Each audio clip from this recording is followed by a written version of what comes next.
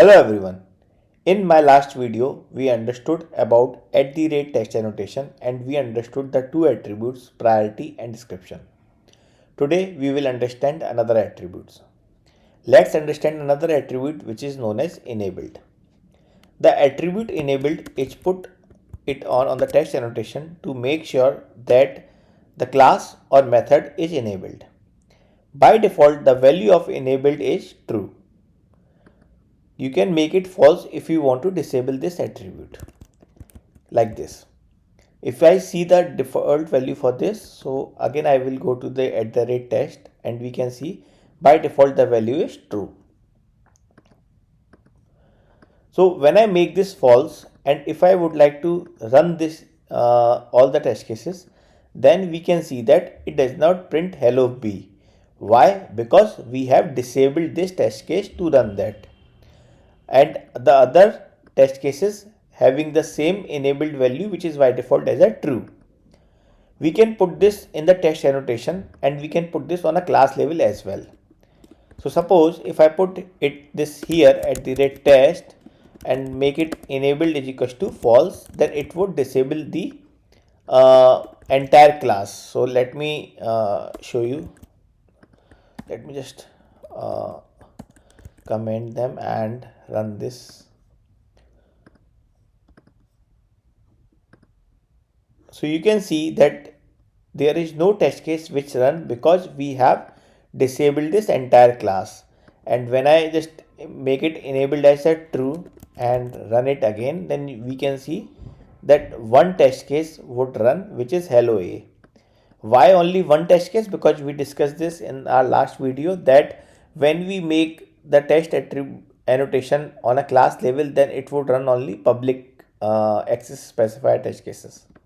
So it would print hello A. Let's understand another attribute that is depends on method. In some conditions, you would like to run the test case after the successful execution of another test case. So in my last video, we discussed that the test cases in the TestNG by default run in alphabetical order. We also discussed about priority. But the priority would not depend on the last test case status. Either the test case was passed, failed or skipped, the test case would run. But depends on method would run after the last test case is passed. Else it would be skipped. So let me show you a demo for that. So currently if I see the flow of these test cases, then method A would run first, then method B, then method C and method D. Suppose I would like to run this method A after method B, then what I would do is that I would use depends on methods and I would use method B. Okay, now let me run this test case. So hello B, hello C, hello D and hello A. Why? Because this method A depends on method B. So it would run after that, after method B. Okay. Now with the depends on method, it is an array. If you would like to pass another annotation, another like this depends on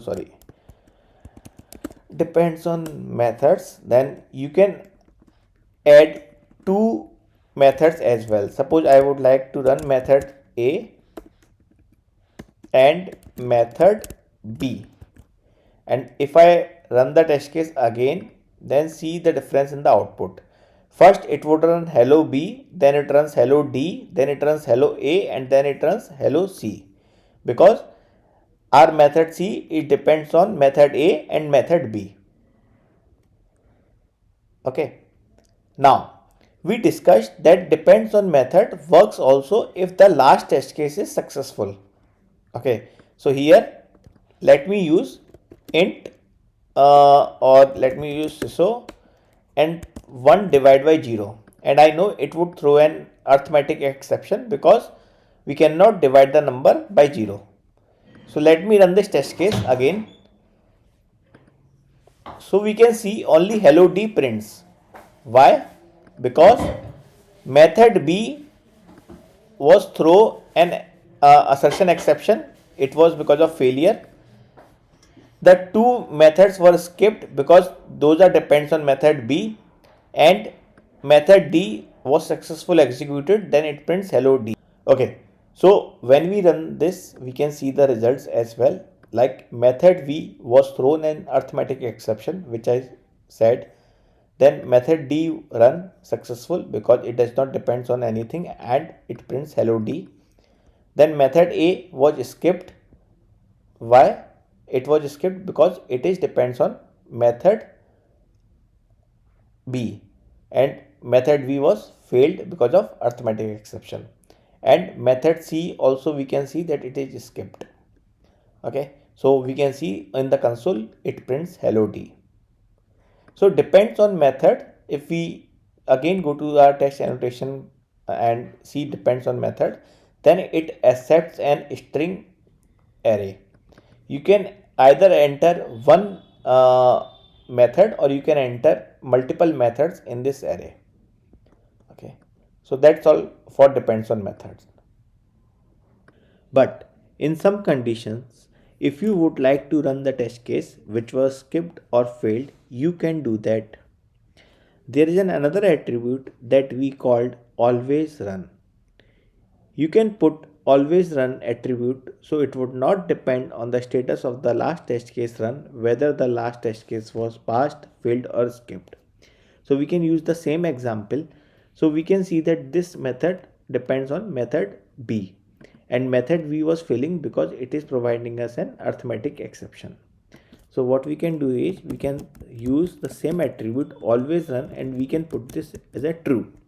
By default the value of alwaysRun is false. You can see the by default value of this alwaysRun in this class. AlwaysRun, the by default value is false.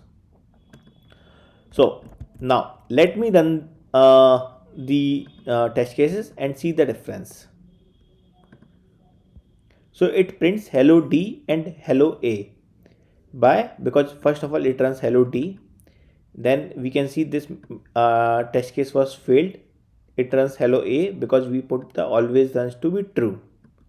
Okay, this test case does not run because it depends on method A and method B both, and method A was method V was failed, so this test case does not run. So we can see the same in the results. uh, Method B arithmetic exception, method D was successful, method A was successful, and method C was again an exception because it depends on method A and method B, and method B was failing. Okay, so that's all about the always run attribute.